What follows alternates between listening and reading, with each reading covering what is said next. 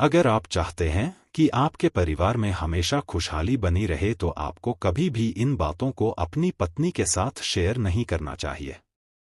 आचार्य चाणक्य को अपने समय से सबसे ज्ञानी और विद्वान पुरुष के तौर पर भी जाना जाता है। अपने जीवनकाल के दौरान मानव जाति की भलाई के लिए इन्होंने कई तरह की नीतियों की रचना की थी। इन नीतियों को बाद में चाणक्य नीति के नाम से जाना जाने लगा। कहा जाता है, अगर किसी भी व्यक्ति को एक सफल और समृद्ध जीवन की तलाश है, तो ऐसे में उसे चाणक्य नीति में बताई गई बातों का ख्याल जरूर रखना चाहिए।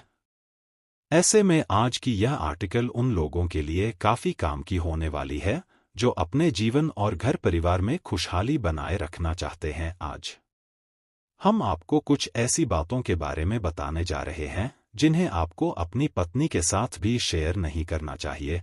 अगर आप अपनी पत्नी को ये बातें बताते हैं तो ऐसे में घर की सारी खुशियां देखते ही देखते छिन सकती है। चलिए इन बातों के बारे में विस्तार से जानते हैं। पत्नी को न बताएं कमजोरी। चाणक्य नीति के अनुसार अगर आप चाहते हैं कि आपकी शादीशुदा जिंदगी सरल तरीके से और खुशहाली से भरी रहे तो आपको अपनी पत्नी को कभी भी अपनी कमजोरियों के बारे में नहीं बताना चाहिए। कई बार अपने कामों को पूरा करवाने के लिए वह आपकी कमजोरियों का फायदा भी उठा सकती है।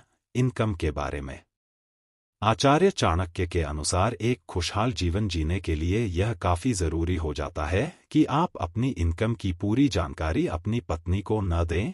अगर आपकी इनकम ज्यादा है तो ऐसे में आपकी पत्नी बिना सोचे समझे और व्यर्थ में पैसे खर्च करने लग जाती है। अपमान के बारे में चाणक्य नीति के अनुसार अगर आपका किसी से विवाद हो जाता है या फिर आपका कोई अपमान कर देता है तो आपको इसके बारे में अपनी पत्नी से नहीं कहना चाहिए। कई बार आपकी पत्नी आपके अपमान को सहन नहीं कर पाती है।